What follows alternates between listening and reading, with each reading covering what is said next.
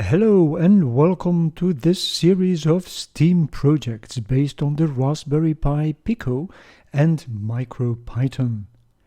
Although we have the beginning STEAM teacher in mind, for this series we expect you to already understand the basics of microcontrollers, electronic components, and how to set up a programming environment.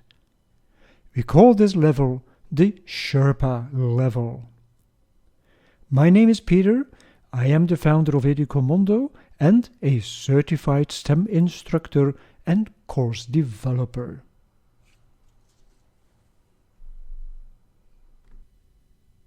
The goal of today is explain why MicroPython and why the Raspberry Pi Pico, to guide you through the initial setup of the Raspberry Pi Pico and installing MicroPython as well as Thonny.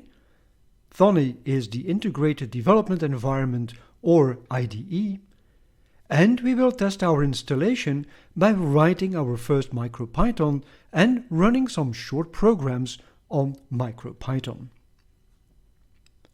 But let's first talk about the Raspberry Pi Pico.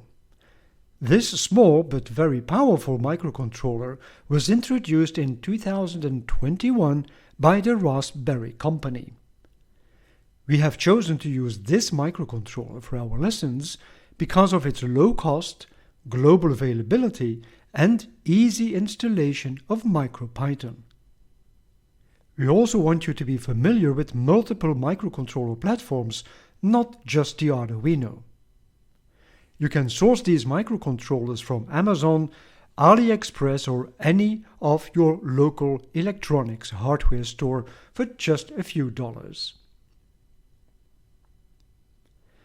Make sure that you buy the version with soldered pins.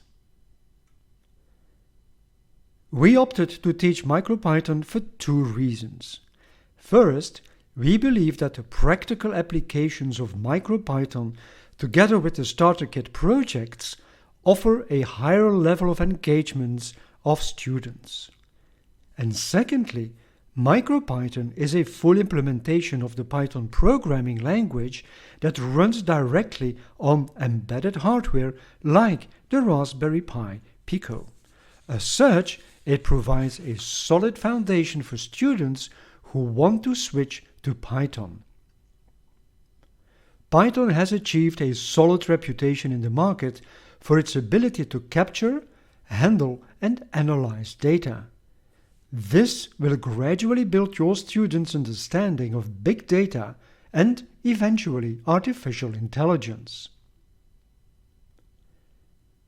If you attended the Competency in Microcontrollers course, for which we mainly used the KeyStudio Starter Kit, you'll be pleased to hear that we continue to use this starter kit to complete the remaining projects from that kit. As such, your classroom investment will be used to the fullest extent. As a teacher, you may want to research specific code snippets or expand from this course, and to do this, I recommend the book or ebook by Professor Dogan Ibrahim called The Raspberry Pi Pico Essentials. And just like the Arduino, Raspberry has a large user base and a helpful community. They also have a vibrant foundation that offers many resources for teachers. For instance, very useful is the magazine Hello World that you can download for free, and this is the URL.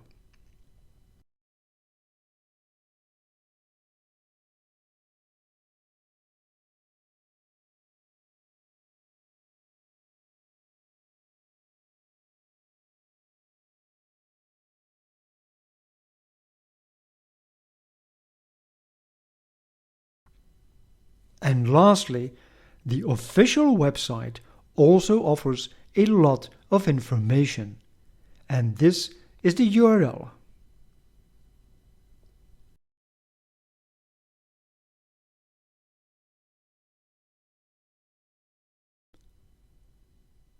time to roll up the sleeves and start preparing your classroom for the Raspberry Pi Pico.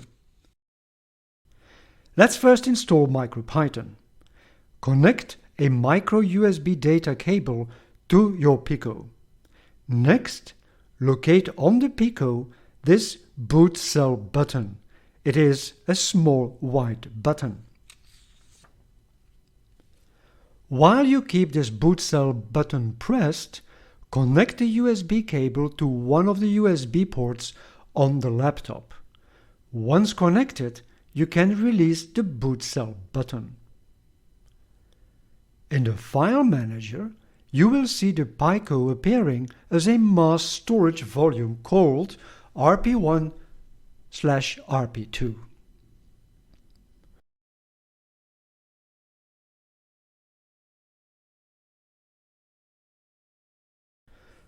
From the website, download the right drag and drop of the UF2 file.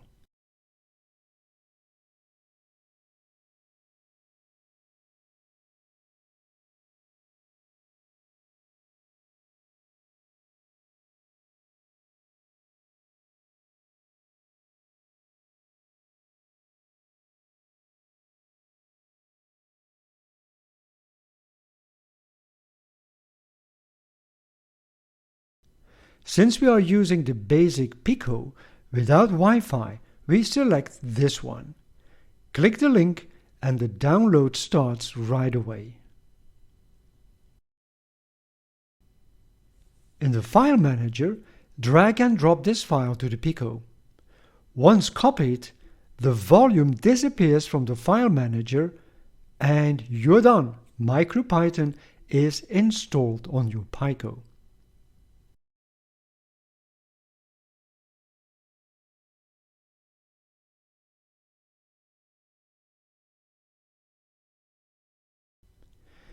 Next, we install the Thonny development environment. This is probably the most popular specifically for MicroPython. Download this IDE from the website of thonny.org. There is also a link on the Raspberry Pico website that takes you right away to this website. Select the Windows operating system and go for the 64-bit Windows 10 or 11 version, unless of course you are still running an older version. Run the installer using the standard settings and the icon will appear in the taskbar. You're ready to install this on all your classroom laptops. It's very straightforward and it will not take a lot of time. This ease of installation is another reason why we opted for the combination Thonny IDE, Pico and MicroPython. We are now ready to check the connection and see if all is working. Open the Thonny IDE. Let us open a new program by selecting the icon New or use the shortcut Ctrl+N. A new file will open as Untitled. And we will start with the well-known Hello World. In the shell, we use the print command with in between brackets and quotation marks Hello World. With Enter, we run the program and the text appears once in the shell. We can do the same in the programming environment. Print with in between brackets and quotation marks Hello World. With Enter, we run the program and the text appears once in the shell. Now, what if we want to display Hello World a couple of times? In that case, we need to tell the Pico that Hello World has to be printed all the time by adding a while true as a statement.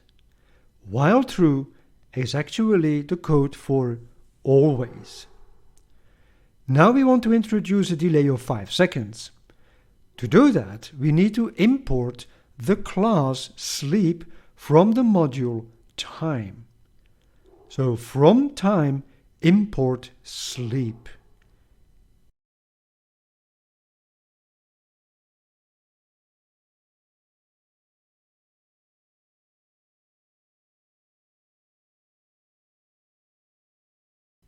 And we add, at the end of the program, sleep with in between brackets 5.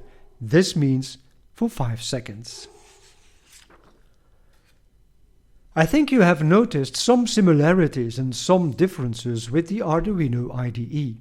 For instance, you don't need to end each line with a semicolon.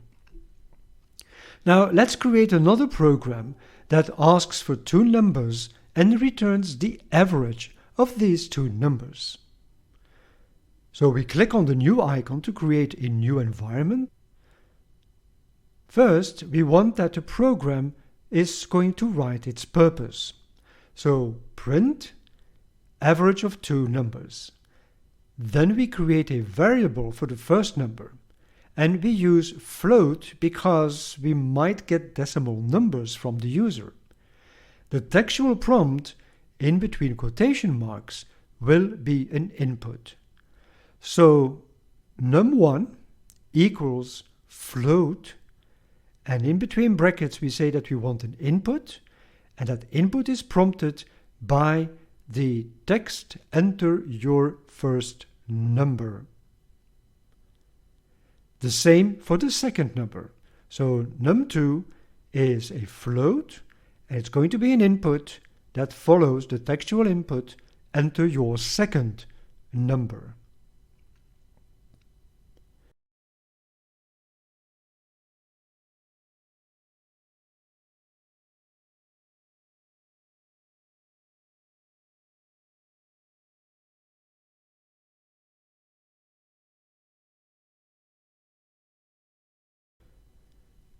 Now, before we can print the average, we need to create a variable average.